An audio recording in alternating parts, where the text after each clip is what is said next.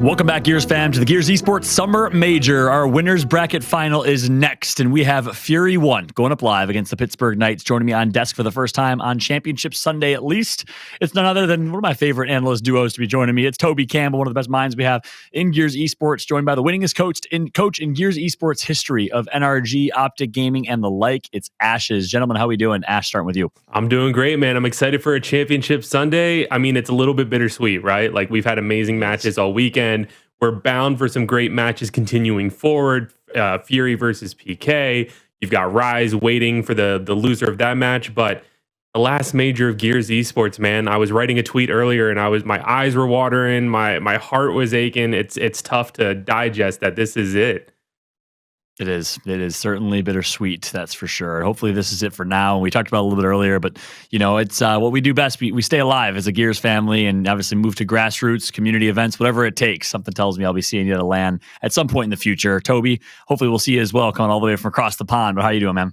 Sure thing. We've got to make that happen at some point, right? It definitely wasn't the last trip to US, that's for sure. Whenever I was back then for the last cast, whatever it was, right? Mm-hmm. But yeah, doing great, John. Absolutely. It's somewhat of an emotional day, right? I haven't even thought out my tweets just yet. It's still going through my mind, but trying to stay in the present moment because it's just such a fantastic day and a celebration of Gears in of itself. And we've got some absolute crackers of games, clearly, to go yet.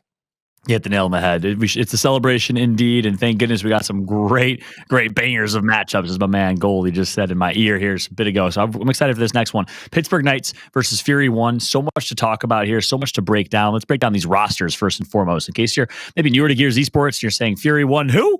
Well, guess what? This team is the real deal. They got Jaled, Aimbot, not Aim Boot. I refuse to call him Aim Boot. I just sound ridiculous every time I say it. My man, no, it's Aimbot. Boot. My man's Boot. My man's cold, as you see on screen. He's shivering. We got Toady, and we got none other than Ventry on this team. Toady, of course, former member of Hive and so many other teams.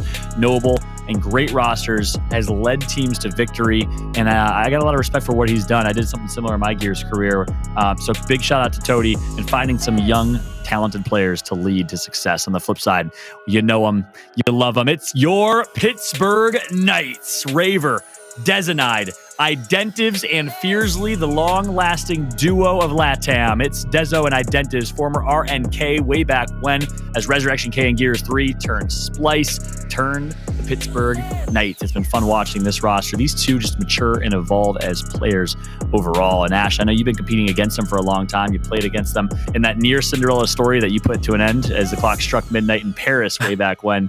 What's it like competing against these two, and what are your thoughts about those two as players? Oh, they're absolute fierce competitors. You can never count out players like Dezenide or Identives. It's why they've earned so much respect from the entire community, not just the LATAM fan base, but every single competitor who's ever played in Gears Esports has respect for Dezenide and Identives. I mean, you can just never count them out. I've been eliminated by them. So I've been on both sides. I've shut down the Cinderella story, and I've also had my run and my streak with my team shut down in Vegas by these guys. So, you know, massive props to them. I guess Identives wasn't on the team, but he won the event. So. But massive props to them. And, you know, I'm excited to see how they perform. They're LATAM's hope. And Fury's a big challenge. So I hope the boys are ready. That's an absolute fact. It's going to be a big challenge, a big matchup. That's for sure. Let's jump right into it, though. Our map picks and bans, starting with the bans. Yeah, so the bans, pretty straightforward here. We've got Reactor Control banned by the Pittsburgh Knights. Then we go into the bans of Regency Control by Fury, as well as Canals Execution. Don't blame them there. Pittsburgh Knights have been looking fierce on Canals, so we definitely want to avoid that. Pittsburgh Knights banning out that Clock Tower Execution. Then finally, Fury 1 banning that Harbor Escalation. So no Harbor today.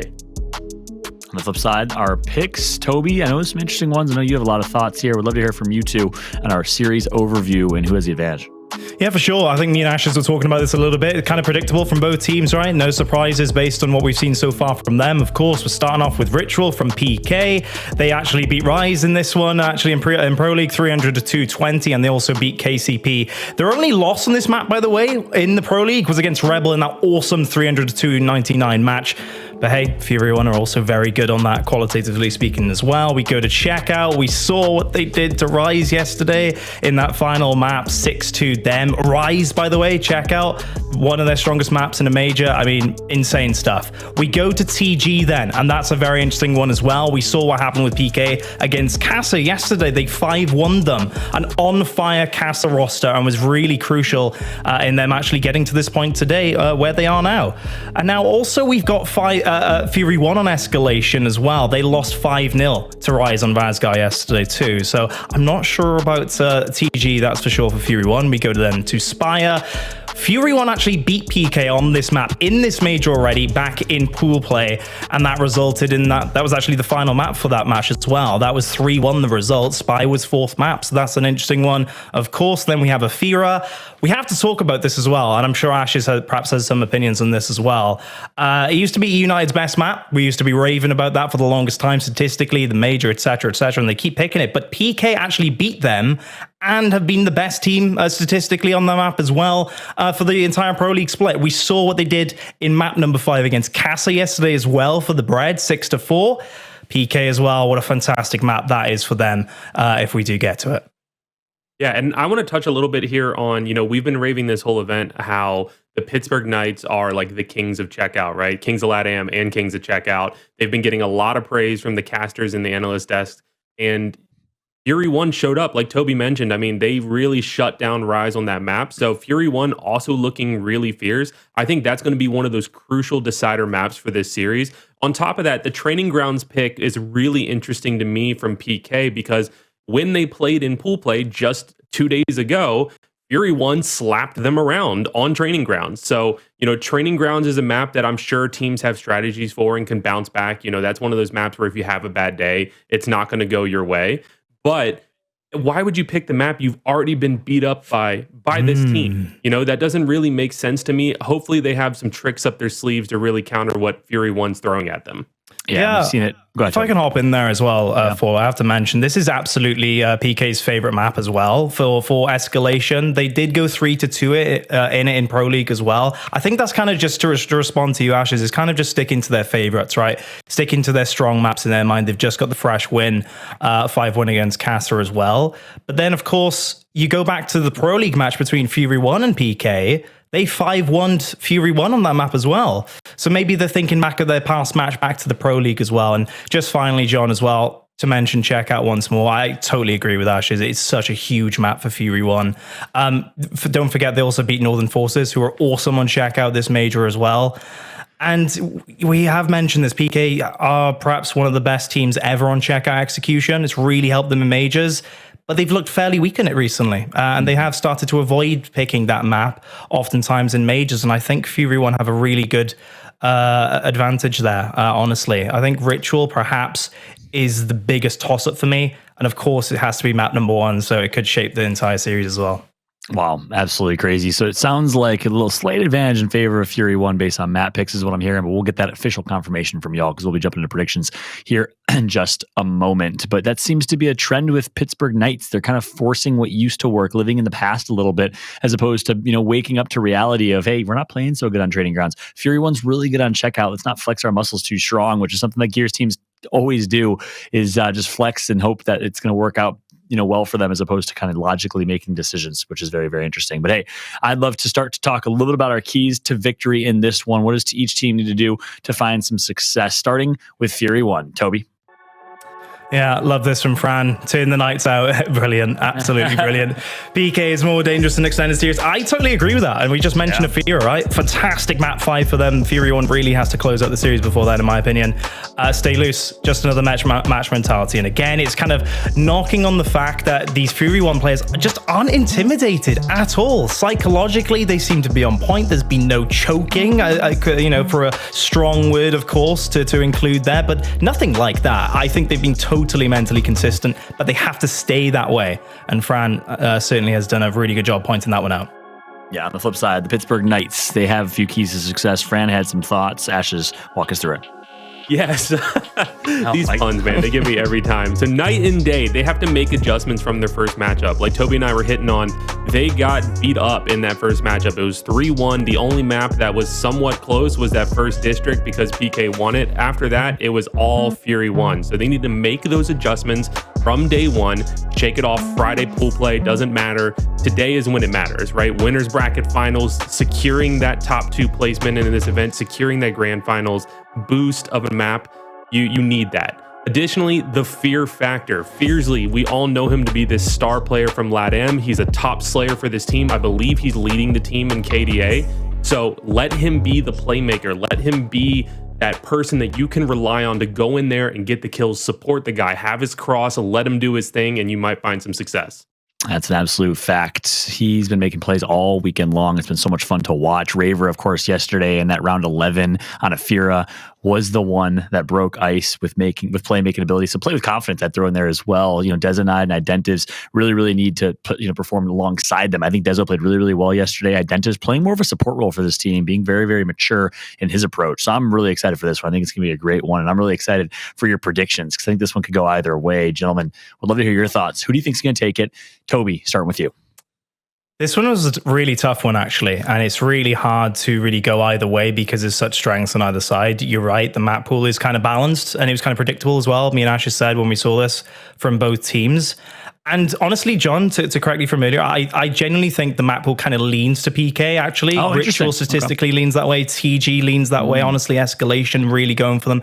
And that big one of Fear at the end. So you kind of have to lean that way. But I'm going to go against that, actually, for this one. I'm going to go with Fury 1. And I just think it's because I really feel Fury 1 psychologically right now are on point. There has been no dips. PK, though, yeah, they're coming off strong. They're coming up really strong, and they've been able to get to this point when they had so many doubters. But they had doubters in the first place, and that's the important thing. They've already fumbled a little bit at this point in this weekend in the major. Are they going to do it again? Maybe. Just maybe, and Ritual could be a really good start for them on that front. The important thing for me, though, as I've mentioned already, is Fury 1 have to wrap up the series before Afira.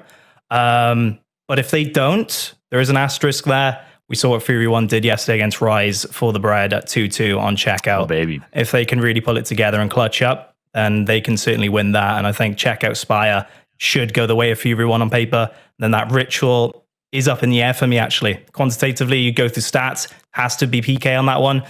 But qualitatively speaking, it's a strong map for Fury 1, and I think it really suits their playstyle. So that's my prediction for Fury 1.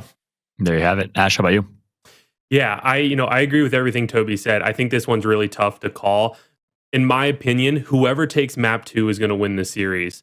I think that Fury 1 needs to come into this, and they need to be in that mindset of this is Championship Sunday. But like Fran pointed out, you can't have too much pressure. You can't put this match on a pedestal. You have to treat it like any other match. So you have to take it seriously. You can't get mentally defeated like Toady mentioned in one of their interviews yesterday. They have to stay focused. They have to stay in it. Even if PK starts off hot, just stay calm, cool, and collected and be able to do what you need to do to make it to that grand finals. I think Fury 1 can take it. I don't think they've had to work as hard as PK has had to work to get to where they are, which to me means that base level of skill and that base level of talent is higher than what PK has to offer right now. So I have Fury 1 taking it, but that map 2 is going to be crucial. Oh, baby. Look, I got to agree with you guys. I actually personally think in your overall predictions, because I personally think that Fury 1 has the advantage in terms of map pool and in terms of what you've seen this weekend. Obviously, Fury 1 has beaten them on those maps before. So on paper, I'd say Fury 1, but hey, I opened the show by saying PK is going to win it all, and I'm going to stick to that. I got the Pittsburgh Knights winning this one. I'm here for the storylines. I'm here for the emotion and passion that Dezenide and Identives are going to pour into this one. I got the Pittsburgh Knights. Vamos, Pittsburgh all day. Ladies and gentlemen in the chat, let us know who you want to win. Fury 1, the rookies, or the Pittsburgh Knights. Who do you want to win? ¿Quieres ganar? Let us know in the chat. Ladies and gentlemen, now that's going to be it for us. Some Fallout alongside Toby and Ashes. The match is ready. The match you've all been waiting for. It's the Pittsburgh Knights against the red-hot Fury 1 roster in our winners bracket finals. Let's go ahead and throw it over to our casters. Welcome into the caster side of the desk today, ladies and gentlemen. I am here with the most beautiful man I've ever witnessed on God's green earth. That's him right there. He's already pointed at himself. He knows it's coming. Me. I know you're ready for this matchup. This one probably means a hell of a lot to you with your friendship, with the love that you have shared with a lot of these guys for the Pittsburgh Knights. So are you nervous right now, or is it calm, cool, and collected? You said, my boys got this. Before I turn into the Latin American calm the quote Kark and get biased as can possibly be, let me take a moment and just say how proud I am for the entire region of Latin America. This is a moment to really create history, be the first team for the entire region to bring the championship home and put to bed the Cinderella story in this last major. But that one's out the window. You know as well as I do where my allegiance lies. It's this man himself. I got him on a shirt, and I know a couple people at home might have him on a shirt as well. We sold out this product in Mexico City, and the return of the king is here. Identives will prevail championship after this weekend. And that's something I don't know if I told you. I don't know if I told Reflections or even Blaze. I know the chat was there. I called it weeks ago. PK is winning the major. You called it in a Map 5 checkout. I was sitting in the chat with you when you said it. They were in the middle of a fight on a platform. You said, hey, PK wins the major. I don't give a damn what you think from here on out. I'm putting my money behind them. We are getting ready to load into map number 1. It's going to be ritual, ladies and gentlemen, between Fury 1 and the Pittsburgh Knights. This is the biggest match of Toadie's career in my book because it's the final major. It's his last chance to get into a grand finals with a 1-map lead. This is a big map 1. You got to stay calm, cool, and collected. You got to stay ready for every single engagement. The fragmentation, the torque bow, the money hills in the corners. It's all there in the open. It's all waiting with bated breath for one of these two teams to take control over. Jacob, I know you are just frothing at the mouth to get into this action. No, I definitely am. And I got to go ahead and ask you just a quick question. Didn't really hear if the analyst hit on it. Because right now, PK, they've been here before. They have the experience. Even though, yes, they have fallen short, the only person on the other side that's been here has been Toadie. He's the only one that's had the lights shine as bright as this on the main stage for all the marbles. Do you think there might be some chances for the inexperienced players to have some hiccups, have some speed bumps, and then the PK can kind of use that as an advantage? Well, ladies and gentlemen, as we go into this matchup, rolling out of spawn, Desanide's going to be the first man to the fight to the front side of the torque bow. Let's see what he does here. Tries to get in for the quick pick. Is he going to be able to get a lot of shots onto him? He's going to go down as he tries to roll that set of stairs, but aim boot a little over aggressive. He's going to get swiped away. 3 down and dead. Jalid, the only man left alive in the 1v1 against Identives, finds himself down in this one early as well.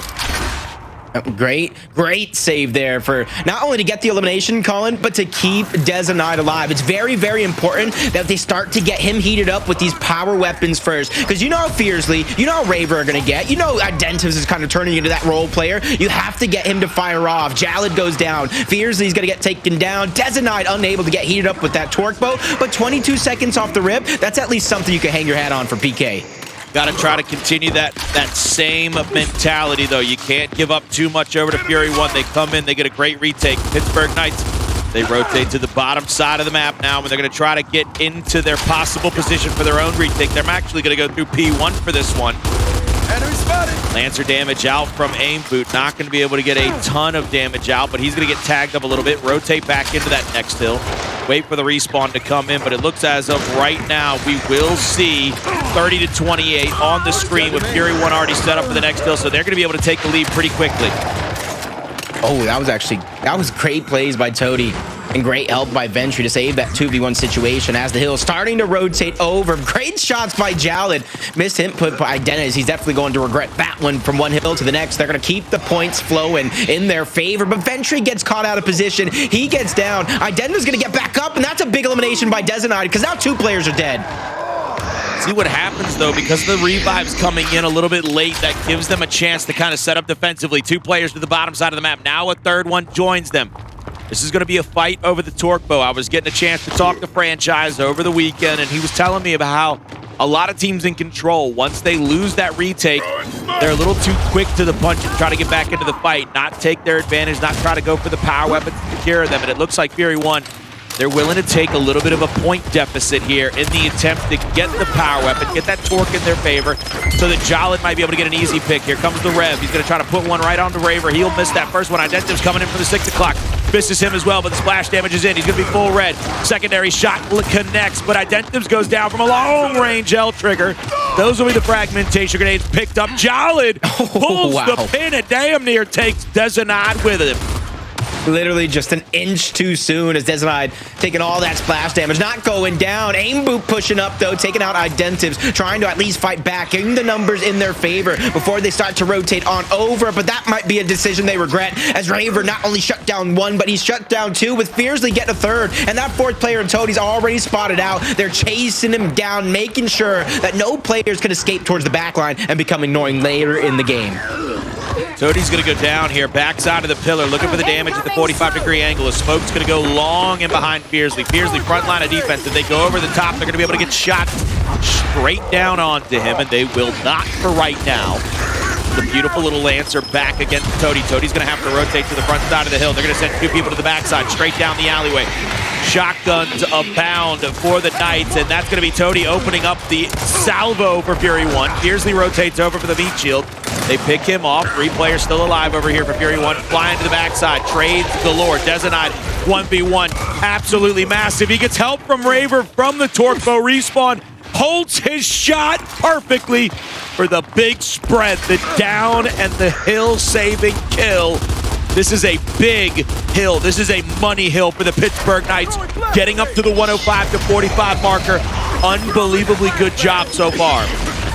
And right now, Fury 1, they cannot start to get desperate. There's still 200 points that's needed to be captured by the Pittsburgh Knights. So now's not the time to let things go loose as Ventry gets to aim boot rolling around. Raver is going to be able to clean up that elimination along with Fiercely, who just grabs the Torque Bow. Now the decision has already been made. You see it in the minimap. 18 seconds, trash time. Pittsburgh Knights are already backtracking, setting themselves up for what could be even more time. But with Raver going down, Fury 1 has to act quick. Fury 1's got to try to find the next player out of position. It's something you always like to tell me in control. That's going to be player 7 Fiercely.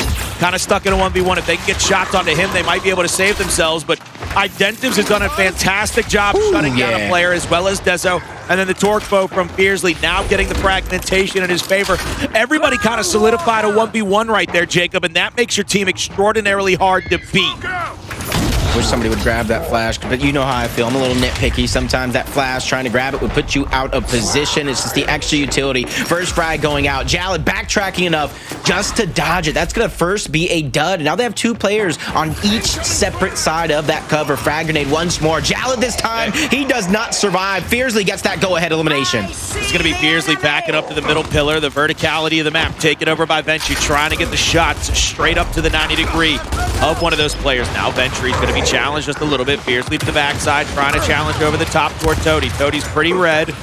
Not going to be down just yet. Wrap shot missed by Dezo over the front, but the front side of the cover, there's a couple of downs. There's 3 players down, as a matter of fact, but it'll be Jolid first to the fight. Jolid with the saving revive into the big body to get Raver down, get Fiercely down. Identives gets one there. Dezo gets another, and that's going to be a couple of downs. Maybe need to be saved by their teammates, but Jolid's going to find himself in a rock in a hard place. Reaction shot for another down, but look at the respawns. Fury 1 will once again get the trash time up the hill. I'm not sure if that's going to be good enough to beat the Knights, though. I will say, though, you got to give them credit for keeping it stalled out for as long as they did, because that could have been a 100-point deficit instead of just 80 that you're seeing as you see Pittsburgh Knights backs up against the wall. Time to get offensive for Fury 1 to try to push him out, but that just got exponentially harder with Identives and that Torque Bow, who can't find the shots that he needs. First one's going to be a dud. Jolid gets down, unable to get revived just yet, but Fury 1 pushing up, trying to cloud it out, but it's only eliminations that are falling in way of PK as they get the revives they need. It's going to be Toadie looking to the front side of the hill. Once again, the Pittsburgh Knights need to get some eliminations to send them off of respawn to be able to take over the money hill once again. Aim Boot's going to be lancered back. Ventry's going to be pulling back as well. Dizzy and Dell on this side of the hill. That's going to be Aim Boot next to Ventry. Aim Boot moves in. There's going to be the splash damage from the first Torque. The flash grenades are coming out left, right, and center. Identive's just looking to try to get unstunned so he can deliver one of his own, but they're going to get it off in perfect succession. But Raver, Jacob, I don't know if I love it or hate it. I hate it because I feel like he didn't trust them, but I love him because it got all the kills. To me, I kind of agree with you. That right there was a risky play because if it bounces in the wrong direction, he's probably getting 8 kills and half of them are on his own teammates as Ventry and Jalad still pushing up for that 30 seconds. At this stage of the game, when you're down 100, you got to start contesting, but you have to start thinking of the bigger picture because now that you got those eliminations, you staggered out your opponents, you can see them beginning to disperse, trying to go outward, but they're going to get beat to the punch yet again. Fiercely's going to be the first one on the hill, and PK know to stagger back and not give up the spawn point so easily either. Jacob, this is going to be a conundrum. 30 seconds until the torque bow, and about 20 of those seconds, that new hill is going to spawn. You'll probably see another 10 seconds or so get tallied up by the Knights before you have a chance to push back in.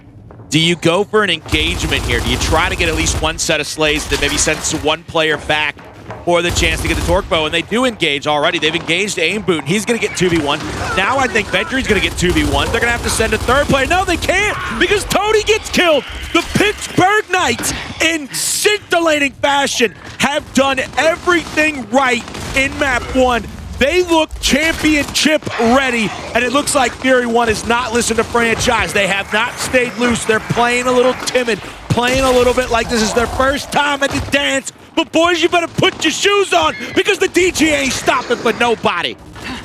I don't think you heard it, but this is the literal question I asked you at the beginning of the show. Pittsburgh Knights been here before. Fury One, a little wet behind the ears with how much success they've been having. Can they hold on? Can they keep that foot on the gas? And right now, it looks like they cannot. They're running out, and that's going to have to go ahead and dig deep if they're going to get themselves back into this one, especially with Fiercely and Raver picking up another 2 pair of kills and Aim Boot going down. That's basically another full squad wipe for PK. Before this re-engagement by Raver, let's see if you can win it here. If we get another settling moment, I'd love to see that scoreboard as of right now before we get this fight settled out and the retake comes in. Just pop it up on screen for me real quick. Hit me with the scoreboard.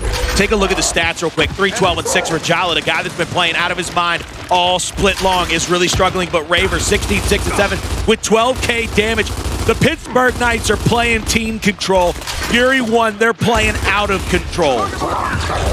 They're making sure they know that these guys are a little bit inexperienced, that they can start to get desperate with so much on the line. Even though this isn't for the entire tournament, this is for a 1-map lead. This is for history in the making. As Fiercely goes down, Identive's trying to save the day. A little late to the punch, but he gets that first shot on the Ventry, and he's beginning to get aggressive and get loose like Fury One should be looking like.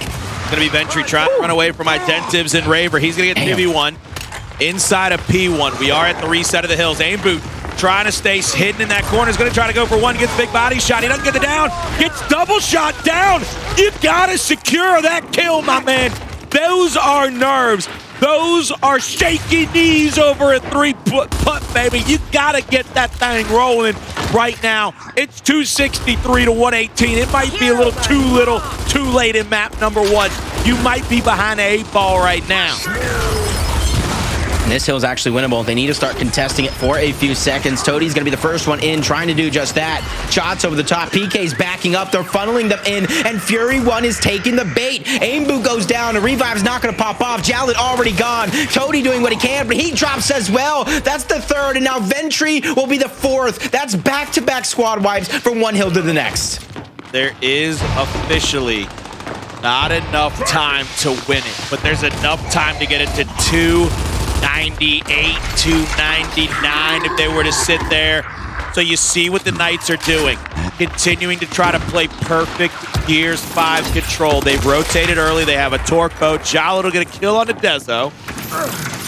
4v3 on the map right now, but Identives playing so unbelievably well. Finds one, finds two. Look at it, Toady. He said, boy, I'm going to make you chew your words from all those interviews, all that trash talk you've been doing. Sit down, little man. We are the kings of LATAM. Pittsburgh Knights will win your map 1. Didn't I tell you? I feel like I've seen this episode. I feel like I'm watching The Office all over again. I know exactly what's going to happen.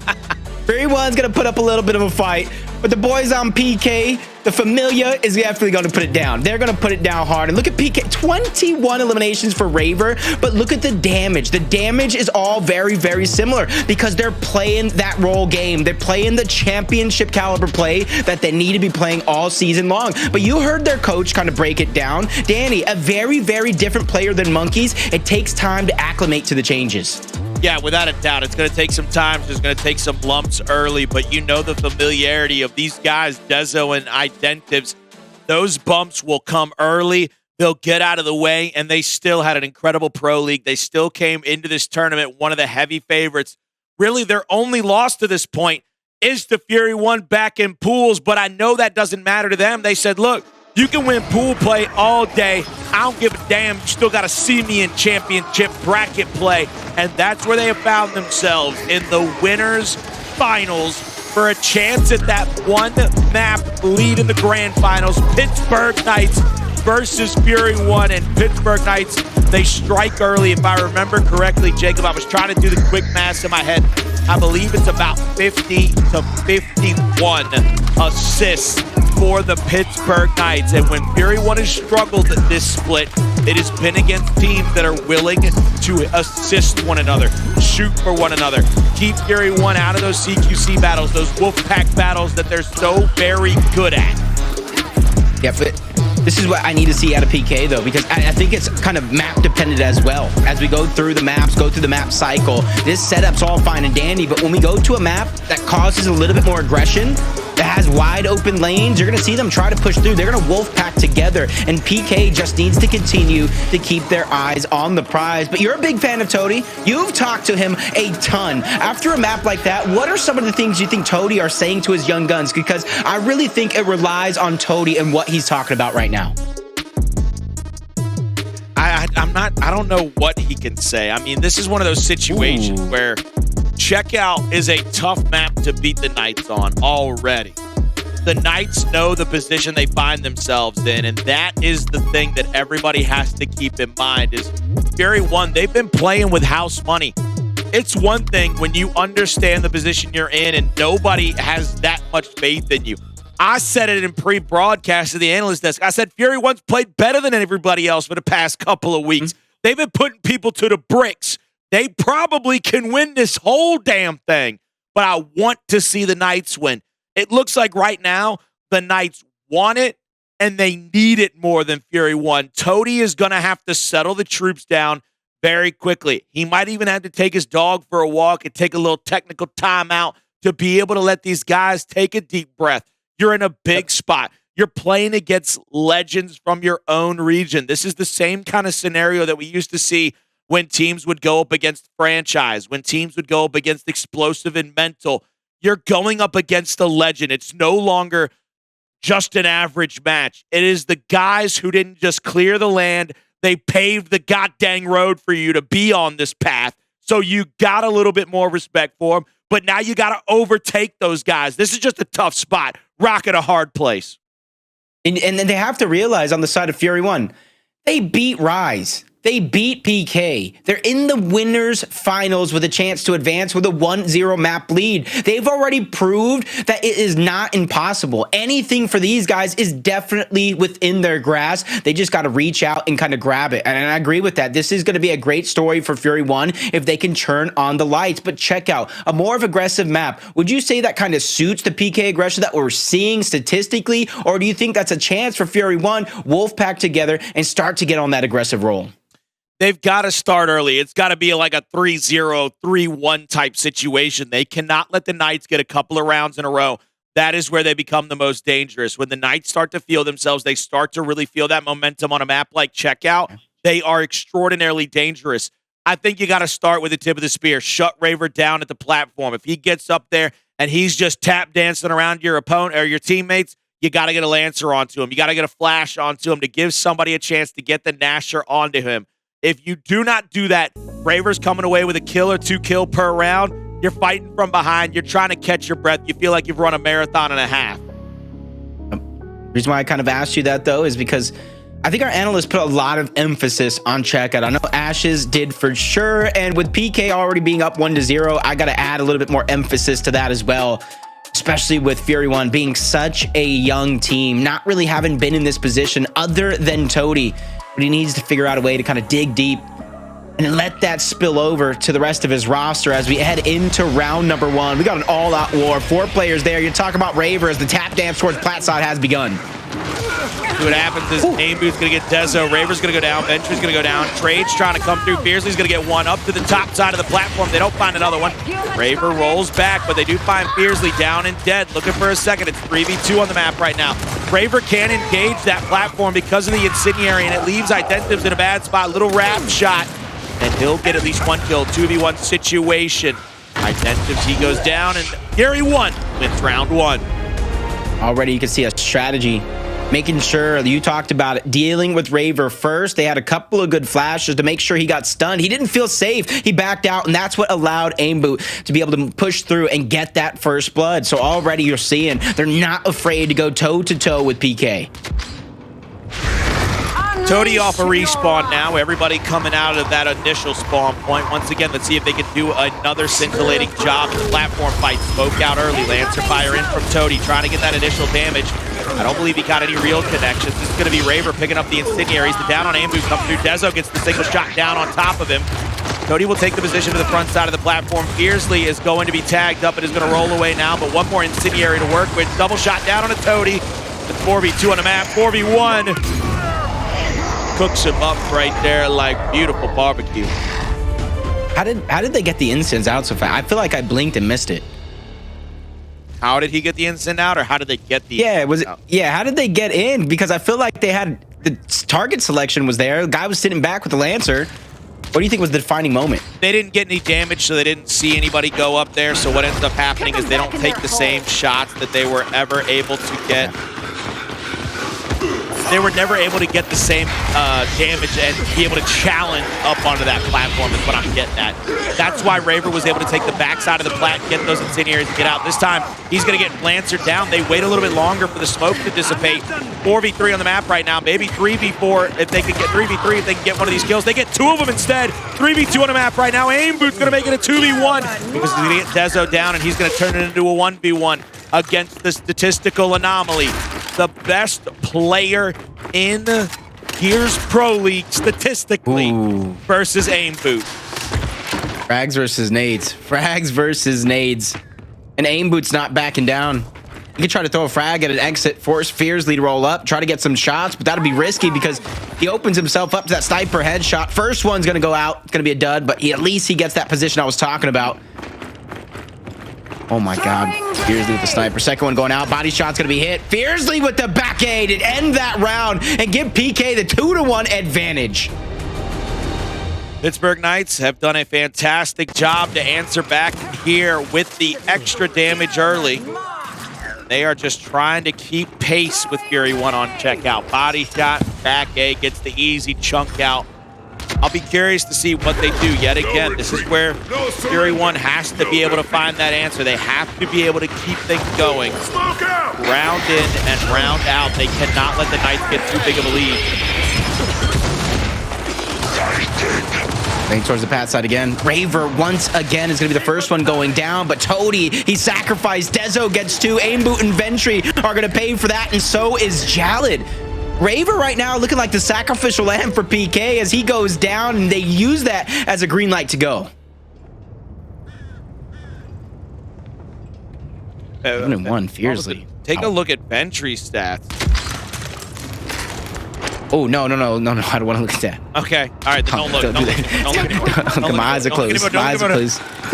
Like a horror movie. Don't look for Mike Myers coming down the lane, baby. Let's see what happens here. Smoke's going to go out early. Ventry and Raver have been challenging each other a lot at that mid-platform. Ventry this time is going to go out to the long shot. They're going to try to maybe find some safety and security for him. Dezo's going to find one. 4v3 on the map. They also have the Incendiaries. 4v2 now because of the first Incendiary being pitched to perfect.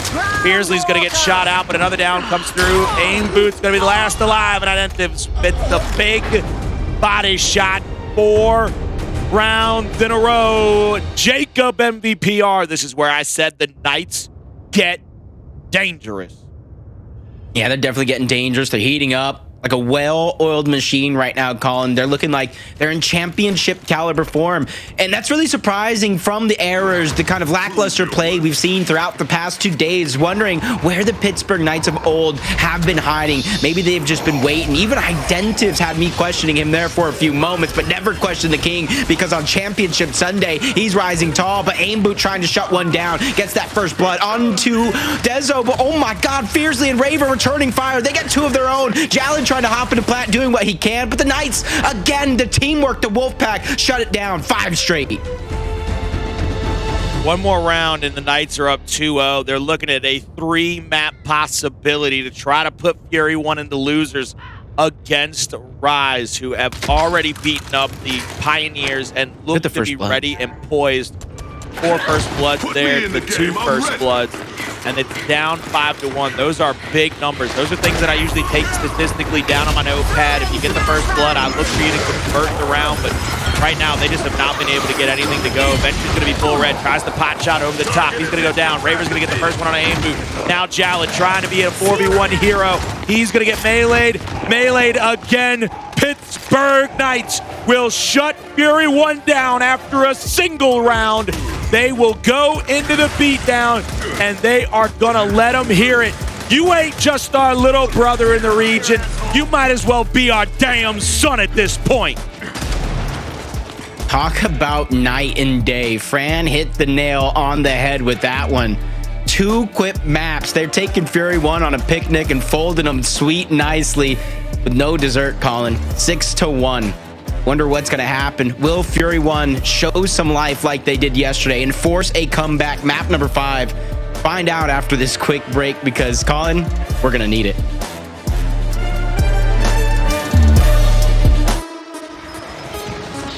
Ladies and gentlemen, welcome back to the broadcast. My name is Colin the Crow Clark. I'm being joined by Jacob MVPR. We are in the middle of our winners finals between the Pittsburgh Knights and the Fury 1 roster, who has been hotter than that incendiary.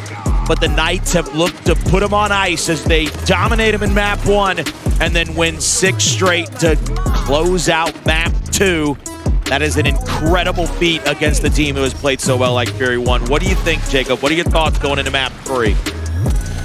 Fury 1 just needs to, they need to shake off the jitters. They need to shake off the jitters right now, because they're playing like, it's almost like the first time they're playing together. They're playing like they're playing a challenger team, a ranked match. I don't know what's going on with Fury 1 right now, because I have them as a dark horse after what I've seen this weekend, and I even said it, proud of what they've been able to achieve to get this far.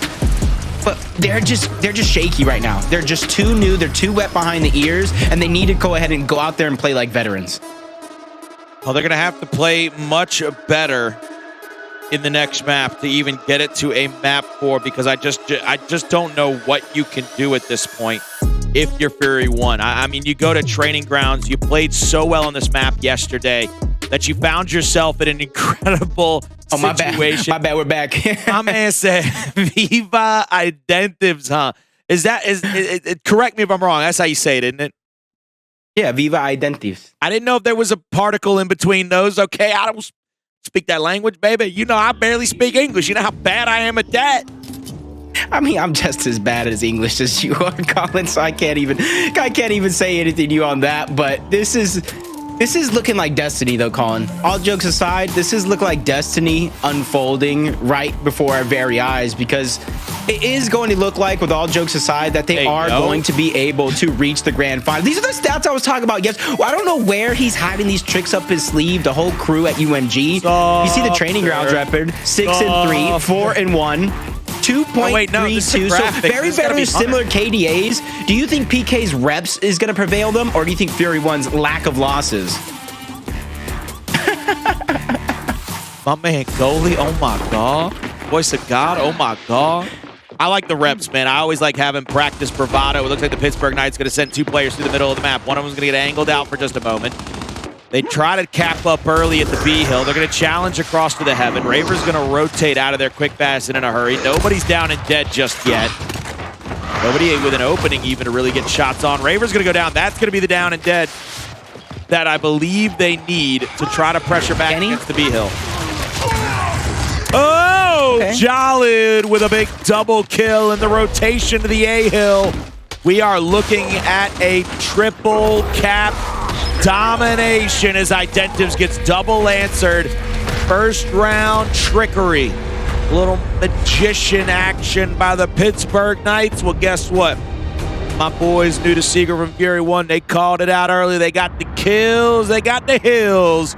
Raver, he didn't even get to shoot nobody. My man didn't even get a bullet into a body. He didn't get to do nothing. You got to watch. You got to spectate that round. No, you got a cap. He got a cap, Colin. Relax. Man, but look at that damage, dog. Come on now. Come on now. At least shoot somebody. I forgot the stats mean everything. I don't even give a damn. Shoot your teammate. Shoot somebody. And get one damage.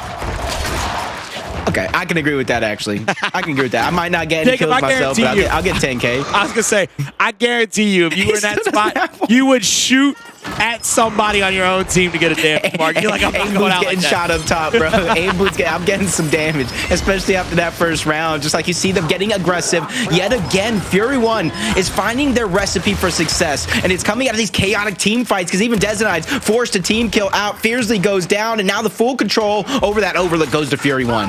Desanide's going to go to the heaven right there, underneath of it anyway, and he's going to try to get into the set of stairs that lead into the range. It's right inside of hell, as a matter of fact. He's taking up position in the very bottom middle portion of the map. Toady, he's trying to gather up all the intel possible. Trying to make a sightline or a look at anyone he can, but hasn't really had a chance to make a call just yet. Identives continues to get tagged up as he comes up those stairs. Nobody has had an advantageous position to be able to take over maybe a home-to-home stretch, maybe a mid-map portion stretch. Toady goes for a little sneak kill there behind a pillar. He'll only get it down on Identives. That revive's going to come through, and now it's 4v3 on the map. Backing up is Beersley. Raver's challenging, now pushing back into the B-Hill. Dezo on the big-time flank is going to get shot on and taken down by Jolid. 2v1 in this spectrum. Beersley needs to get the shot over the top, gets it. Aim boots right there for the revive, and Identives just plays defense yet again. He rolls back. He doesn't want to put himself in a situation to maybe give up another triple cap domination. 2-1 hill advantage. Will roll on over to Fury 1. It just seems like right now PK is just trying too hard to play into that teamwork-oriented play, and they lost that hill towards the lower portion of the map because of a 2v1 that Toady and Ventry were able to achieve. But now you see the numbers being scattered around by the Pittsburgh Knights, left, right, center, trying to figure out where the best play is going to be, and they have their target on the aim boot. He gets dropped in the blink of an eye, and now they have a chance to either overextend or cut to B. It's going to be Jolid looking here with that respawned Boltok, trying to get those first damaging shots out. Won't hit a ton of it. This is the home-to-home stretch. Jolid is full red, still getting tagged up from all the way at the heaven by Desanide. He goes down. They'll take that over, and now it's a 2v3 over toward the B-Hill. Nobody's traveling to go for the home-to-home stretch for the side of Fury 1. The Pittsburgh Knights are using this to the best of their advantage to try to get a point lead, try to get into the advantage here. 2v2 at the home is about to break out. Let's go over there for just a little bit of that action. Two players mounted up. It's going to be Jolid and Aim Boot trying to challenge Identives and Beersley. Beersley top side of that stairwell. Identives going to be hit with a couple of snub shots there. Back A out by Jolid. Identives, I just feel like he's slower to the punch all of a sudden in this round than he was in the first map. He's all of a sudden got a little bit sluggish because the home-to-home stretch comes through for Fury 1, and the B-Hill's going to get challenged here in the next few moments. Desanide, he's got to make a play. He's going to have to make something happen. They get to the A-Hill. B-Hill's going to get neutralized.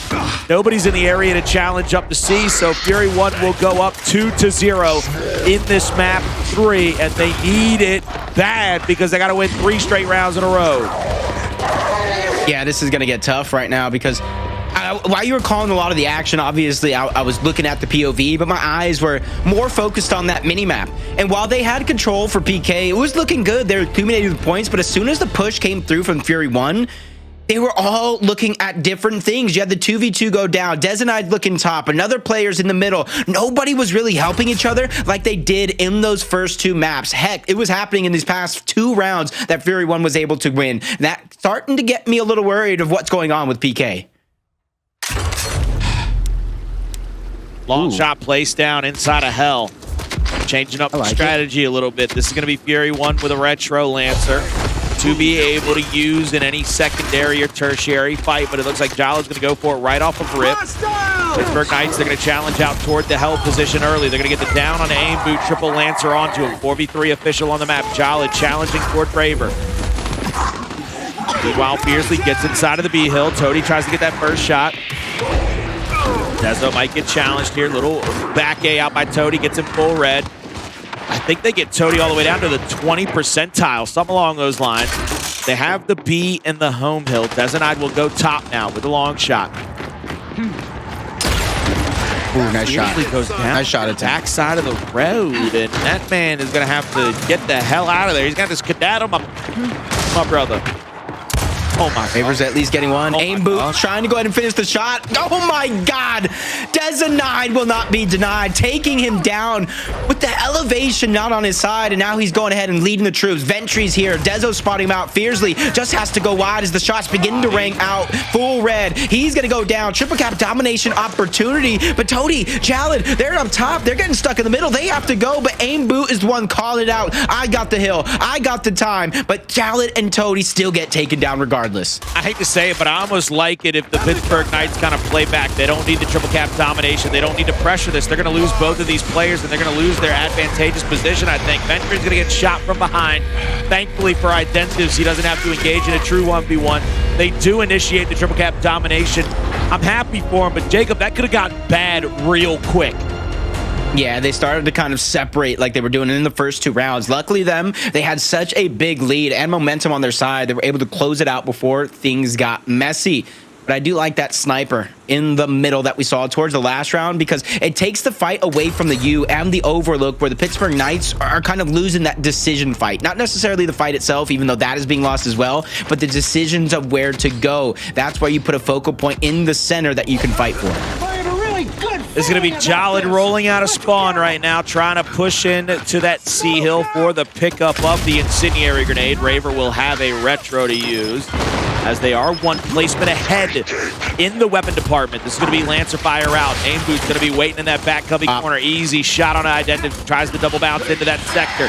Taken down. Headshot on the Dezenide. Fiercely. He couldn't put out enough damage to make him scared for his life right now, and Fury 1 has all of the advantage in the world. They're going to try to double press the A hill. Lancer damage in from Fiercely, trying to stop him from going for the triple cap domination early. Can't get them to settle their tea kettle. Jalid on the right-hand advantage. We'll wait for them to bounce in. That's going to be a big body shot for the down. Dezo goes down as well. Nobody in the area for the Pittsburgh Knights. And Fury 1. The way they were go up 3-1. The way they were set up there with Aim boot and the sniper at the top, that's why I was giggling right there, because he had a couple of shots that he could have hit early on, but his teammates would have forced out of position in order to clean those up. So I'm just laughing because he's just waiting. His pick of the litter, shotguns on the other side, Lancer coming in. That's a full Fury 1 round, and it has me scratching my head, just like the analyst talking about, why did training grounds get picked by the Knights? Hold on. The reps, I know that 6 and 3, but they got manhandled 5-1. Practice. You know, I'll take it. I'll take it. I was waiting for you to be like, it's the last tournament, college. Shut up. Practice makes perfect. I get it. I get mad at me. Here we go into that same fight. Aim boot's going to try to get in this time. He's going to be on the left hand instead of the right hand, and he's going to go for the pick onto the long shot. Identive's trying to challenge him. That is a huge shot on an Aim boot, but only gets him down to about 50%, even with the extra Lancer damage. Incendiary doesn't find a kill just yet. Body shot misses. Trying to challenge up toward Raver, looking for the headshot from that little 45-degree angle. He's going to get back 8 out again. He's going to get a big body shot onto Raver. Raver will go down. Cleaned up by Jalid. Dezenide up top. Going to be watching 3 players from Fury 1. He's going to get one. Skedaddled around. He'd like to get Aim boot. I'll tell you that much. Cody got him down. He got 2v1'd on off screen, okay? He got 2v1'd off screen. I thought he might be able to sneak himself one of those couple of kills there, Jacob.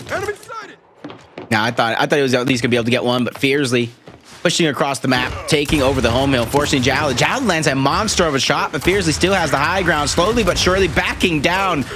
Wow, Jallad just hit him with haymaker after haymaker, and they're finding some struggles on the other side of the map as well. Identives gets dropped, Revive back up, but you can see they have to go through this narrow passage where they're going to meet with congestion as Aimboot lines up another shot. One more in the books as Raver's getting tossed around, unable to really find his footing at the remainder of this round as it's another one going to connect. Desanide goes down. This is going to be hard for PK to recover from.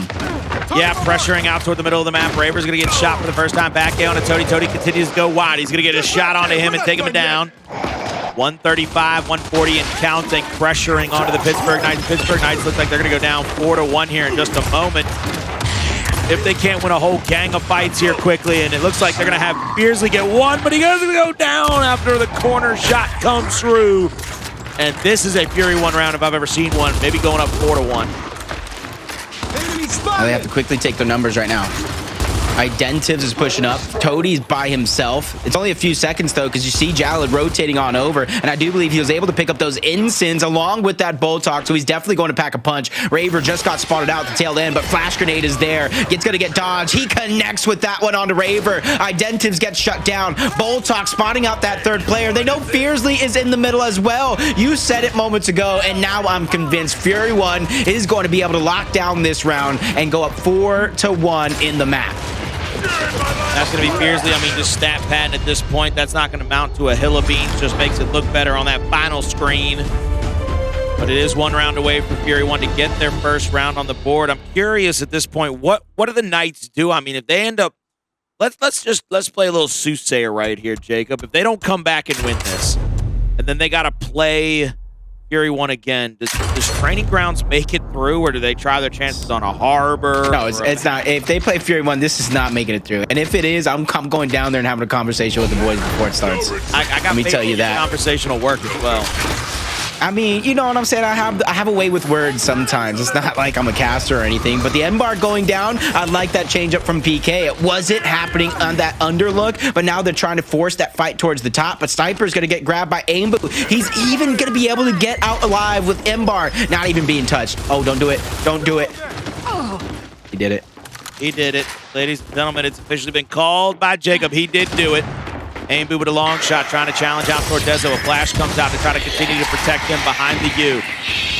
Aimboot looking across here, looking for that next shot. Incendiary deep over the top, doesn't find anybody. Retro picked up now.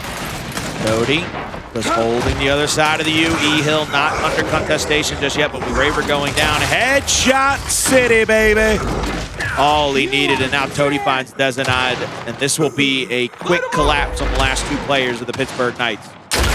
Yeah, you can see they're just going for that Mr. Krabs, triple cap domination. Ventry on the other side. They're already capturing that neutral hill. Another player goes down. It's all up to Identives, who gets shut down as well. And Fury 1 will secure the map victory. Their first one in the series, 5-1. And you got to think with a map score like that, Colin, the momentum has been stuffed. Yeah, it's been put in a locker for just a moment because we are going to go to a map number 4. Going back over to Control, which the Pittsburgh Knights dominated early, but it looks like a couple, oh my God. Raver didn't have a kill. 2 rounds in, didn't have a damaging point. Now he finishes without a kill. Jacob, brother, what is going on? What is happening? Talk to me. It's not their map. Okay. Just not there. Just not there. That's the only thing I can say. I don't know who let this slip through again. I don't know to get mad at Desanide. I don't know to get mad at Identives. I don't know if I should get mad at Demise. It's Infernus. Ay Dios mío, Colin. Why do we let that one slip through? Well, Demise might not have a say in it anymore, as Infernus is their coach now, I believe. So he might just be banging on the door like, don't let Training Grounds in. Just trying to knock down the door. Ain't nobody here. I'm on the other side. These are your highlights, though, from map number 3. And a lot of them are going to be on the side of Fury 1 as they played that one pretty much to perfection. I do got to say, Jacob, and it might just be me posturing here. Could Tody have possibly been the 3rd best IGL in Escalation? Because look at all the teams that he's been a leader of that have been incredible at that game mode. I mean, of course, you got to think about explosives, think about franchise, but I mean, Toadie's taking Noble to that position. He's taking Fire and Ice to that position. He gets on Fury 1, who used to literally win map 1 and then get shut out for the next 3 maps, to a winners finals with Escalation being one of their better game modes. Are we underestimating how great of a leader Toadie can be? See, it depends on who you ask, Colin, right? If you ask me, I think he's definitely making an argument for him. What he's been able to achieve, the results, it cannot be denied. You ask other people, they might just say only championships matter without looking at every statistic on that paper. It really depends on who you're kind of looking for that proper feedback. Because right now, I got to agree with you. Not very many players, not very many leaders in any game, even though you're talking about Escalation, in any game can do what he has been able to do with a lot of the rosters he's been on. It has been done before, like you said, Franchise, Explosive, a few other names there, but not as consistently as he's been able to do with different rosters. So in the last, I would say 4 or 5 years out, everybody keeps kind of mentioning that life cycle between UE and 5. Who is your Mount Rushmore of IGLs? You got 4 to pick from. Who's the Mount Rushmore of in-game leaders? People that have been able to go on to a roster and just change the genetic chemistry of them. I mean, my top 3, it has to be, you said the last 5 years, right? Because you look at, that's UE? what John has used a lot of reference to the last, 4 or 5 years. So he's Franchise, Explosive are top 2. Yeah, he's referencing they're top 2, and you can't argue them being top 2, right? No, I mean, and then if you do, you're an idiot. Sorry about you. Honestly, I'm gonna throw another name out there just to really give him the props he deserves. What about Sleepy Time, bro? What about Yadiel Hidalgo? Hey. He took Ghost Game players that nobody would ever team with at the time. He took those players after one of his worst performances with NRG in the inaugural major. He took the roster 3rd place. He took me 3rd place. Dude, these boys really made things happen. So I gotta throw Sleepy Time in there, but I think Toadie definitely makes a top 10 list. A top 10 list. Top 5 for sure, maybe, but I'm just thinking, like, in the last 5 years, it's really hard. I got to throw Toadie in there. I was going to say, for now. What map? What Identives? What team was Yachty on in UE? It wasn't Team Caliber, but they finished, I think, 4th in that final major. Dream Team. They weren't Dream Team, but they ended up being Dream Team. Yeah, what was Onslaught? Okay. Yeah, because he played with they played against Envy and ended up taking out Envy and then faced Explosive and we don't talk about what happened. Things happened in that final matchup, okay? Things happened just like things have happened in this matchup. Nonetheless, it is 2-1 Pittsburgh Knights going into a Spire control map number 4. Voice of God stretching his legs right now, in for the long haul, getting himself ready for the next map, just like I am keeping myself ready all morning long. My man Ryan is taking care of us through catering. I've been stuffing my face. Kefalukos has been telling me how I got to lose weight. I've been down in the 23 flavors of the doctor and Skittles like left and right, like my name was Marshawn Lynch. I'm telling you, baby, I'm a fighting machine out here. You got to get that energy. The feud, you're not doing it for you, Colin. People wonder why Colin has so much energy, so much oomph, so much pizzazz. It's the 23 flavors. It's the Skittles. It's everything that he's putting down. The hatchet, I taste the rainbow, including baby. those homemade dinners, though. Rainbow. Those homemade dinners. Hey, you're eating good, Colin, and it's not even the snacks. Let me not even front.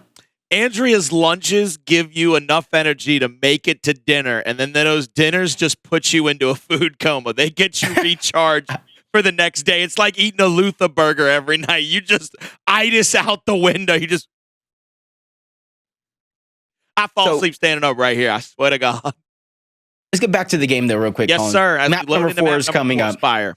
I'm telling you, we're loading into it. I can see it right here. I'm telling you, we're loading into it. You didn't even have to start the game. Look, Toadie's coming to play today. I know. He's putting the dog. He put the dog in the backyard. Say, if you gotta go, just go anywhere. I will clean it up later. Don't worry. But what does Fury 1 have to do at the start of this game? Obviously, we know what they have to do overall.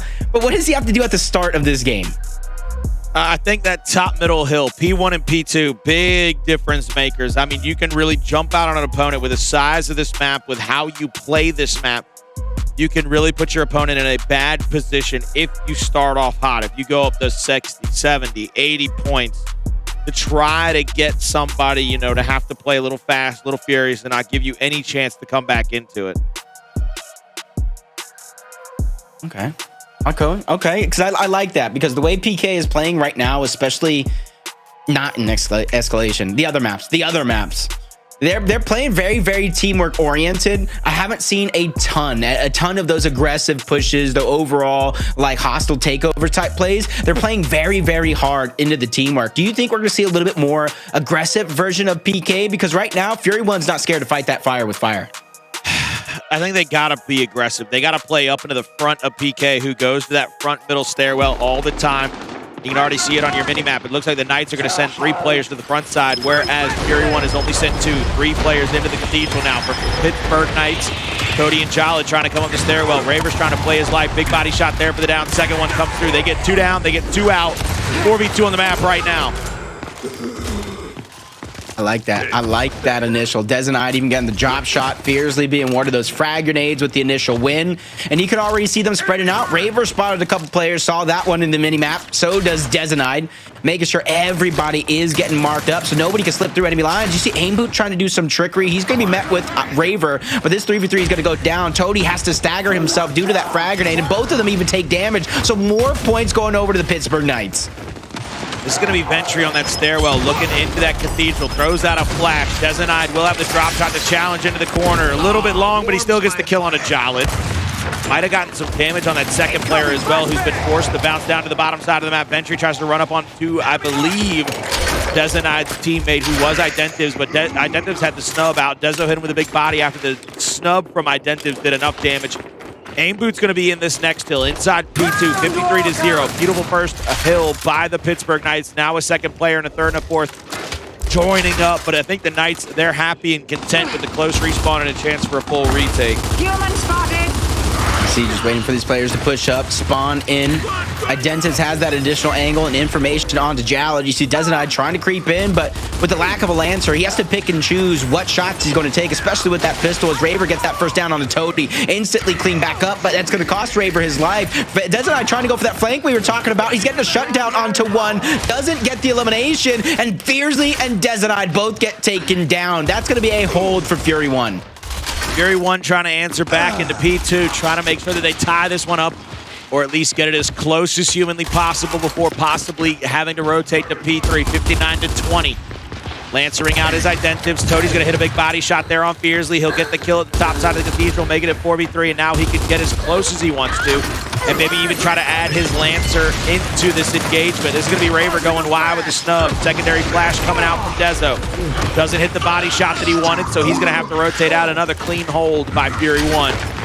I see the enemy. They don't have the lead just yet as Raver just keeps going in, contesting that time, but that's also going to have to stop sooner rather than later because that hill is going to move over. Drop shot already is going to be cleaned up because of that. You see Fury One going from west to east all the way downtown, trying to disrupt the spawn point because they don't have control of the hill just yet where you see Jallad and Aimboot at. They're just trying to give themselves that quick spawn. And Toady on the other side, that's going to open up opportunities. Toady coming down to the bottom of the steps toward P3. One player in the planetarium. Challenging back is going to be Fiercely. 3v2 being won by Fury One out in the middle of the street. They get both of those kills. They need to try to get a kill here on the Toady very quickly. First nade doesn't get anybody. Second nade is going to be thrown. Fiercely's trying to play back, trying to play picture perfect. That's a big damaging blow from the frag grenade, but doesn't get the kill. Well, down. Only gets the down, but doesn't got the revives in the area. Yeah, that's going to force PK to think of plan B here. Going towards the southern portion. That's both Raver and Dezenite. Ventry's going to get marked out, get damaged up as well. All 4 players actually beginning to rotate on over, but they're just giving them safe passes because now they're going to split Fiercely and Identives, trying to take the top portion, but they're keeping things switched up. Identives now rotates on over. They're just trying to spread out the numbers of Fury One, which you got to give them credit. It's not working so well. It hasn't worked the way that they probably wanted it to. This is going to be Ventry trying to challenge up this back angle. A little bit too long of a wrap shot to maybe be comfortable with that rotation. Ventry gets a little impatient. Raver will end up getting him. Now he's going to go for the extra damage. Aimboot's going to challenge him. Double roadie strafe in from Aimboot gets shut down. This is going to be Fiercely inside of the hill. He's going to go down as well, but I mean, after all the kills that Raver's managed to access for his squad on this P3, they are doubled up in points and are now having to worry about the bottom middle of the map for the verticality. The Knights have to start inching themselves back in this. This is not the time to begin to lose momentum after that last map, 5-1. This one starting off with about a 59-0 lead, something like that, or rather his drop shot's gonna come up. Hill is gonna start to pop up down here at this location. Downs are coming in. Aimboot has an additional angle as well. That's making it hard for them to survive. 2 more downs. Those are gonna be cleaned up. Identives and Raver doing what they can to stop the drop shot pickup, but it's not going to be enough. Toady still gets his hands on it, and the eliminations are going to be staggered once more with a huge flank with Aimboot once again. This man cannot be stopped. They are on a roll, and this is a second half map setup that is really starting to come together. For Fury 1, 135-64 and counting. Pittsburgh Knights have not found a leg up at all in the past minute and a half, 2 minutes really.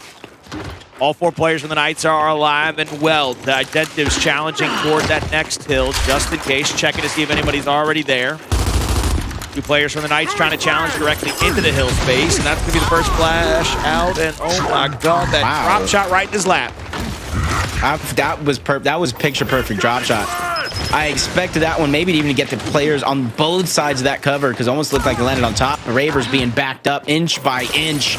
That's Aimboot getting aggressive. This man is performing actually pretty well in the past 2 maps, but the shots will trade off. Raver unable to land just one more. He gets dropped down, staggered out yet again. So many consecutive hills where Fury 1 is just playing their cards absolutely perfect. It's going to be Identives challenging that first ledge, that first angle here. Bounces up, hits a big full spread. Second shot comes through. He ensures the kill. Doesn't give Toady the opportunity to go in for the revive. Now he's going to get pincered out from the left-hand side. It's a beautiful job by Fury 1 yet again to get those kills. And now as they rotate around, we are going to see a really incredible display of Team Spire from Fury 1 trying to hold down yet another hill and try to dominate the sector at 200+60. I like the fact that Dezenide and Fiercely going deep through the spawn right now. Only person that's going to be able to stop them is Toady. Gallet is already down and out, so they're going to be able to converge as 4-man, but he gets the spawn behind. That's going to force Raver to kind of push up. 1% of HP remaining. A down on the other side. They don't do it quick enough. Identives and Raver fall. Toady is out, but Fiercely is going to get dropped as well. Dezenide, the last man alive, is across the map, unable to lend that helping hand as drop shot is going to be up. So are frag grenades. This is a crucial moment for the Pittsburgh Knights. Knights trying to fight back into this one. Dezenide's going to find that first kill. Rolls back in toward the fragmentation respawn. Will pick those up. Shot over the top by Fiercely. They're going to get the drop, and I mean, they're going to be down by a couple of hills in a row. Is this where the comeback starts, though, with the kills starting to come through for them? It's either going to start here or we're going to start on map number 5 for all the marbles because it's only going to be 69 points needed for Fury 1. Aimboot gets taken down. And all of this right now, Colin, you got to give Pittsburgh Knights credit. They're not wasting those frag grenades. They're not wasting the drop shot. They got to wait for that perfect moment to use it. Eyes on target. Looking at the rotation here, Fiercely with the drop shot, trying to come up behind Jallet. Jallet's going to get stunned out a little bit. Identities with a big back A. Gets some damage. The drop shot used to ensure that first kill. For the push back in here. That's going to be to the close respawn. They get 2 down. Hit is denied. Throws 1 frag. Will catch the first player. Has some damage there on the Aimboot. Secondary shot. Picture perfect. There's the kill. There's the hill. 244 to 120 if they were to bleed this one dry, but they got to be picture perfect again for a couple of minutes in a row here, Jacob. I don't know if they're going to be able to do it or not. Yeah, it's definitely going to be hard. It's going to test them. But this is the winner's finals, Colin. Never going to be easy for either one of these teams, and that could be momentum on their side. Dezenide does have 1 more frag, a couple utilities, and the remaining members as well. Ventry's going to get dropped. Frag Grenade's going to be able to clean that one up, so they will still remain with control over this hill. But as you can see, it's only 56 points needed for Fury 1. He can contest this trash time and kind of inch themselves closer, which I think that's what Aimboot's looking to do. It's going to be a shot over the top. Dezo's looking for that extra shot, but he's going to get the help in the front middle of the street. Neutralization in for just a moment, but 20 seconds left. You're going to look to try to bleed this one out just a little bit more. Try not to give up too many points over to Fury 1. Give them any chance to get closer to 300. But the Lancers are in and waiting. Dezenide goes down. 20 seconds to 15 seconds left. Excuse me. Identives rolls back into the hill, trying to play defense. He gets all the way into the backside, but Fury 1's going to be more than happy to take their advantage here. Drop back shot. to P1. The new reset comes through. Down on a Jalid. Toady trying to stay alive. Goes for the down. Won't be able to get it. One nade drops at his feet. At least he got one. At least he got one onto Fiercely. And Raver knows because of that, there's at least one more there up for grabs. I do believe he found it. And the charge from the backside, you see the players getting marked out. That's going to make Fiercely's job that much easier. But Toady pushing that 1v1. Fiercely gets chopped down. Go ahead advantage, an additional angle for Fury 1 coming up. I think that was a drop shot connecting there with Identives. That's going to be a nade by Raver for Ventry, but aim boot. He wins a huge 1v1 to solidify the hill, and Jacob less than 35 seconds to go, and they will get a victory here in map 4 and send us to a vaunted map 5. This is winnable on this hill for them. Talked about the time remaining, and it's not on the side of PK. Fiercely gets that go-ahead on the other side of the map and gets dropped shortly after, but it's the sacrifice that they're looking for. A full-on squad wipe. But we said it moments ago. Does PK have enough left in the tank to play perfect? Does Fury 1 have a trick up their sleeve? Because all they need is 22. Side of the hill, Dezanide's got to bleed this one out to about 5 points or less, just about, not to give him that extra advantage. He's going to roll out. They're going to give up the rest of the points. They're going to let him get to 280 or so. They're going to pretty much put it on the back of the Pittsburgh Knights to win every single engagement from here on out. 30 seconds on the drop, 30 seconds on the fragmentation. Setup is in. Pittsburgh Knights are going to try to play a little defense here. They get Lancer Fire onto the first one. Ventry tagged up, but I believe Fury 1, they're going to take their advantage here. Go for at least one push and then go for the power weapon. Tenziv's going for all the angles right now. Trying to not let that damage go to waste. Ventry full red.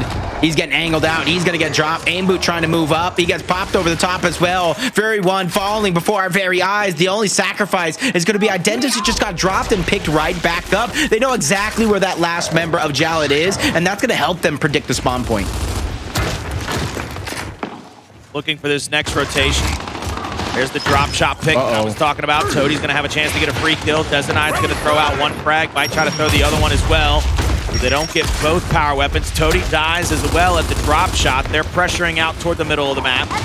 11 seconds is all they need. Ventry's going to be in a 1v1 situation. Fiercely gets hit with the first big shot. Bounces into Ventry. He's going to get shot on and taken down. Raver to the front side of the hill in for the neutralization, but they get the kill as well. Safely, and they got to bleed at least 6 more seconds out of the hill just to make sure that they're safely not going to get 300 to 204 because they leave the hill too early.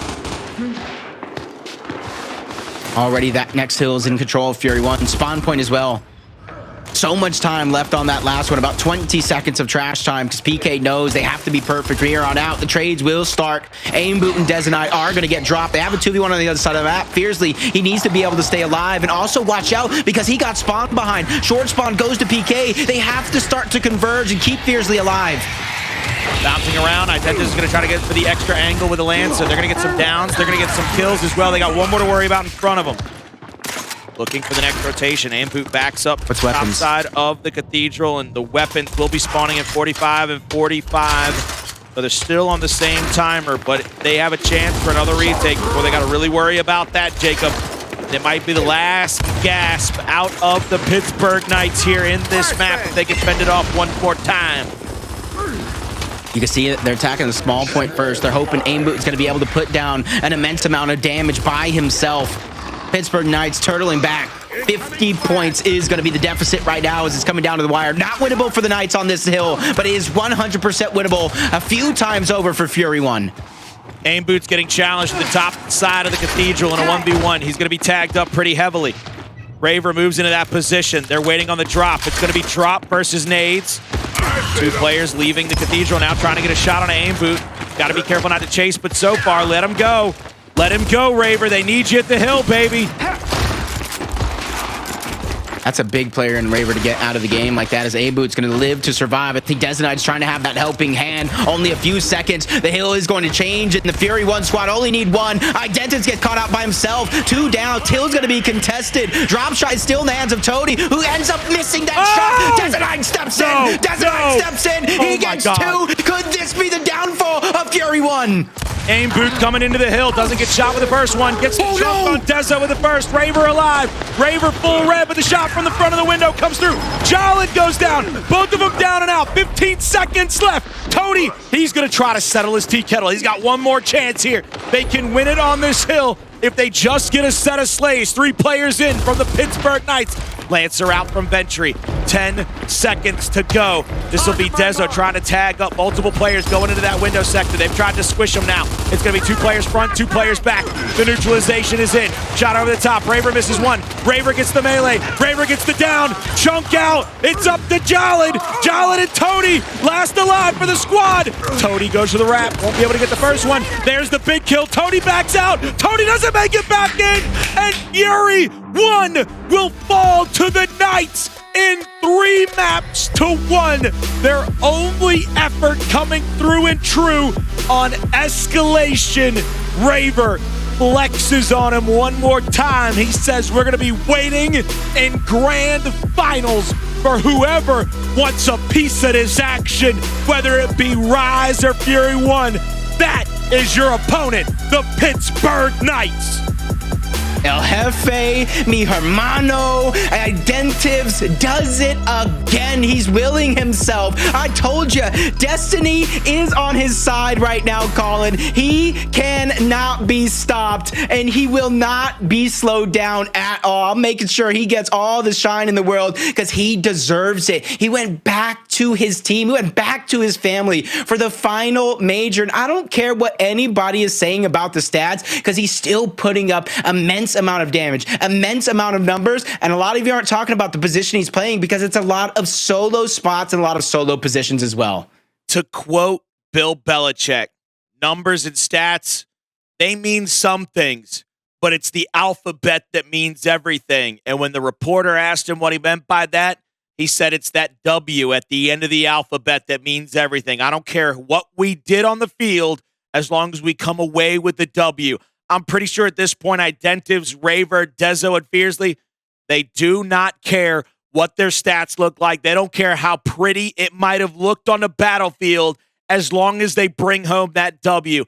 A fantastic matchup by the Pittsburgh Knights to defeat Fury 1 in the same fashion that Fury 1 beat them in pools on Friday, in the same fashion that Fury 1 made them the 2nd seed coming out of their pool, putting Pittsburgh Knights on the tougher bracket road.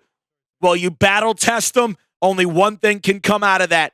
You're battle tested. You're hardened to the victory. And this is what it means right here. It's everything. It's a 1-map chance in grand finals. But to break down all the action, let's bring in the greatest analyst desk on the face of the planet. John, take it away. Thank you so much, gentlemen. I can't believe what I just saw. We had all written it off. We all thought they were going to game number 5, but the Pittsburgh Knights show ultimate composure and something I have never seen from this roster in 7+ years of casting and analyzing their gameplay, an ability to clutch up when it matters on Sunday. Toby, what did we just see? An absolute slaughterfest, I'll be honest. A completely different team this Sunday for some reason. And as well for Fury 1, mind you, it wasn't just PK. First the map, of course, absolute whitewash, wasn't it? 300 to 119. And we go to stats here. It wasn't about the Fury 1 show where they can kind of stretch the legs a little bit and let that raw skill shine through. No, PK play amazing on this map here. It was a total Raver show. You see the nades were being used amazingly by himself. And his stats just show. He was number 3 in KD in terms of Pro League, and it really raises the question as to how is it taking him so long to kind of get into this groove, right? He has just bounced off the Championship Sunday, kind of momentum, passion, if you will, and then we went into checkout. This was the map which me and Ashes kind of drove home as the really big telltale, perhaps, as to who will win the series, and PK just performed like the best team we've ever seen on checkout, it seems like. They're back to their usual selves, that former best roster. But meanwhile, what was Fury 1 doing? It just seemed at this point that they were mentally checked out. They weren't doing their usual strategies. They didn't even attempt to go to nades with any meaningful impact. They stuck to it. And look at this replay. A great example. I'm surprised that Aimbu even went for the up A there. He had time, and he barely had his shotgun out there. And so that raises the question, are they just choking at this point, right? They were really shocked, it seems like, in terms of how well PK were playing. They had no answer for it. And it was kind of like that match of psychology from the Ashes. You know, Fury 1 had been mentally on point this entire event. PK kind of the opposite, kind of shaky, and it flip-flops completely. And to be honest, based on that, final point for me, if in fact as we go into training grounds, is the consistency on this map for Fury 1 is absolutely, you cannot doubt it, right? But PK historically haven't been that great on escalation either. They've been 4-5 in Pro League. So it kind of raises the question mark to me in general as to, is this just PK on escalation? Is it the inconsistency showing, right? They of course 5-1'd PK in the past. Did Fury 1, PK 5-1'd Casa as well. And it's definitely their favorite map. So I think they were kind of stuck between a rock and a hard place against Fury 1. They had to go for what they were consistent with, but boy oh boy did Fury 1 punish them with such amazing success there. Wow. For Fury 1, we're mentally checked out, that's for sure on that one. Yeah, absolutely. I mean, everything you said is spot on, including the fact that, you know, Fury 1, you and I were chatting a little bit. We thought they were down and out for turning grounds, but they did manage to bounce it back. And even going into this map here, you know, we thought, okay, maybe there's hope, right? And they showed that. They showed there was a little bit of hope. They started off strong. I mean, you can see a lot of these kills going in their favor. Beautiful drop shot there. The wall bounce fight goes in favor of Dezo. So there was a little bit of heart on the side of PK. And I said to you, you know what? This isn't over. They could choke this.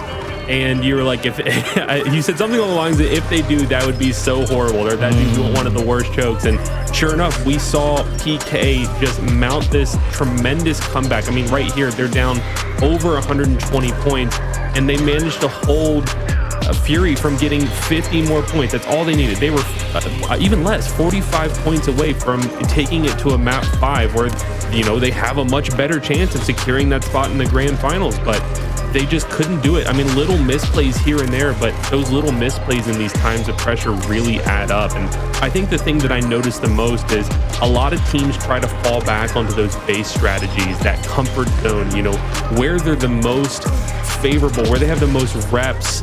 You know, they get afraid in these high pressure moments to run those alternate strategies and really try new things when the old faithful stuff isn't working. And we saw PK were able to change things up. They were able to mix up their looks. They were able to show Fury, hey, look, we have a really deep playbook and you're just scratching the surface. Whereas Fury, they kept ramming their head against this wall of like, okay, well, you know, maybe something small went wrong. Let's try it again. Okay, well, oops, that was an accident. Let's try it again. And sometimes you just got to change it up. You know, if something's not working, don't keep doing it. And Fury 1 couldn't change it up.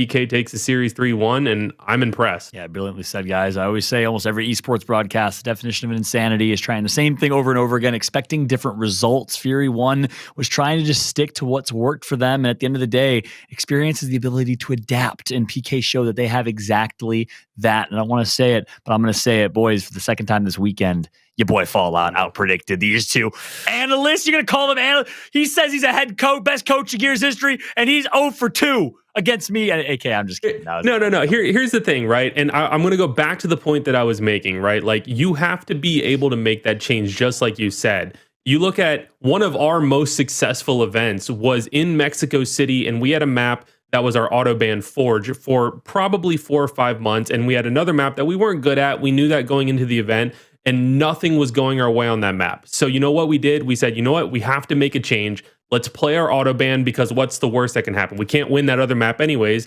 And we ended up beating Rec or Denial or whatever they were at the time, like 7-1 or 5-1 or whatever it was on that map, which was our Autobahn. So when you have that pressure moment against you and things aren't working, please, Fury 1, when you go into this match against Rise and things aren't working, do not be afraid to make a change, because that's what's going to take you from this really talented team that almost made it to the grand finals to a team that can shut down Rise and make it to the grand finals. That's right. And Pittsburgh Knights, I think that message is for you as well. Obviously, you'll be watching. Congratulations, Identives, Dezenide, Fiercely, and Raver, but you're not done yet. You have the grand finals. You have Rise, who did it last event. They're going to be red hot if they beat Fury 1, especially, let alone the chance for Fury 1 to catch fire like they did the first 2 days of this tournament when they beat you, by the way. So PK, don't rest on your laurels. And like Ash said, have the ability to call it quits and to change things up, to adapt even when the history says not to, but we'll see how the PK will fare. We're, of course, going to have Identives for an interview in just a moment here. I'm excited for Jordan to be talking with King Identives himself, his return to the Pittsburgh Knights, his return to his duo in Dezenide with a massive win. It's an exciting storyline, absolutely. But Toby, as we get that one ready, any final thoughts on your end here as we wrap up this Fury 1 versus PK matchup and as we head into Fury 1 versus Rise?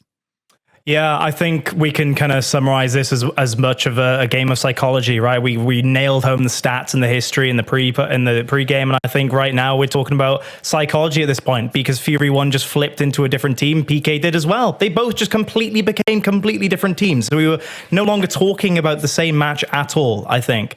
I don't know what Toti did between checkout and TG, where in the 5 minutes, you can't go for like a good meditation session, you can't do some yoga. Were they doing press-ups next to the desk? I genuinely don't know how you're able to come back from that checkout and that ritual and then do that on TG. But they've done it time and time again, though, John. That's the thing. They've had that consistency to bounce back. And I think as a result, they have the potential to go all the way with that kind of mentality, that kind of style, that ability to bounce back. Yes, they pretty much choked on Spire. Yeah, mentally they weren't on point there. But at least if you can take on board Ash's point, right? And your point, just repetition, and the level of insanity perhaps of trying to stick to the same thing and hoping for different results. Yeah, if they take that on board, maybe they can completely turn this around. Maybe we could have seen a 2-2 going into a Fira, and then they absolutely dominate through the hotel somehow against a really on fire PK. Maybe. That is definitely the potential there. And I think that's probably where me and Ash is kind of leaned into with our prediction, right? When we went through the map pool, is that Fury 1 have what it takes to do this, both against PK in that last game, but also going forward as well to see what they can do. They've got Rise next, John. As you mentioned, they've already beaten them. A huge point in of itself based on Rise's consistency through 2 Pro League splits, 8-1, 8-1 first in both of them, and through this major, and they still were able to beat them in the fashion that they did. Fury want to have what it takes. They just need to really get back into that awesome mindset to make sure they don't have any losses like they did just then against PK.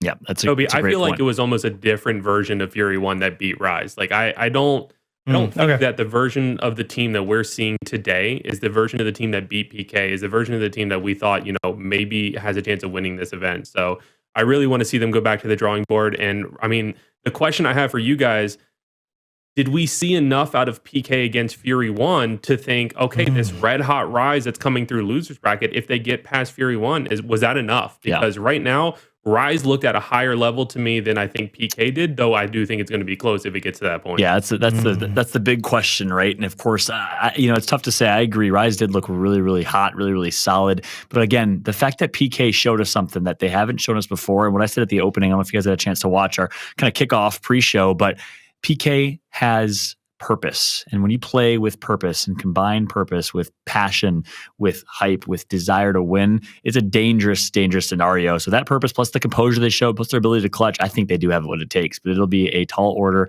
It'll be a hell of a finish here to our last Gears Esports Major. Let me tell you, we're going to jump to a quick break. When we come back, as promised, we got King Danny, a.k.a. Identives, live with Jordan Curl for an interview after this break. Welcome back to the Gears Summer Major, ladies and gentlemen. I am Jordan Curl, joined by the one and only Identives, coming off of a big win. And listen, first team to secure your spot in grand finals. How does it feel? To be honest, it's amazing. I think I've never been playing winners finals and actually win it. So It just feels good. It just feels good. I feel like we're doing the things right now. Right. So would you say you're sort of playing your best Gears as a team right now? I would say that we just don't give up. I would say that the team that will play is he just not to be on point. Because if he just, got a mistake or something, that'll be done. Like we just don't get us the momentum because you guys are done. It's that simple. Right, and I think we saw that very clearly on that final map. Huge comeback for you guys on that control. Like, how did you really stay in it, like, mentally as a team? Because you were almost down, like, 150 points at some point. So how did you sort of rally around each other to just stay in it? I mean, it's actually very interesting because when I was a kid and I used to play all these games, Gears of Wars, I never have this mentality because I was when you get mad, you get frustrated and stuff. Yeah. But I feel like playing a lot of events aside with Deso, it gives a confidence to our players and it gives us composure too because we really know what we're doing. We've been playing Gears for our lives. Like Raver, I used to play with him in Gears 3 all the time. Yeah. Fiercely, I used to play versus him in Gears 4 all the time. Infernos, I even used to play versus him too in Gears 4 all the time. And Deso, I mean, he been my duo for whole life. So I'm so excited to be here. It's the first time that we got into finals, and I'm so happy. I'm so Yes. happy. I feel even like it's destiny to be. Yes, it's destiny. Love to hear that. So I definitely have to ask because the conversation came up during the broadcast. Definitely wasn't your map on training grounds though. So in your words, do you think or what specifically do you think that you guys could have improved on? And also I'd love to know, are you sort of thinking about banning that map potentially in grand finals or how are you feeling? To be honest, they were slaying good too. I think Mhm. Fury Air Gale, something like that. He was getting a nice headshots too, so he was helping a lot to that with his team.